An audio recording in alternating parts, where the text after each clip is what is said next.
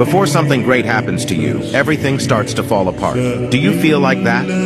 Well, it's not falling apart. It's actually falling into place by Allah. You may be on your last straw with the amount of strain that life has added to you by people, circumstances, situations, and other things.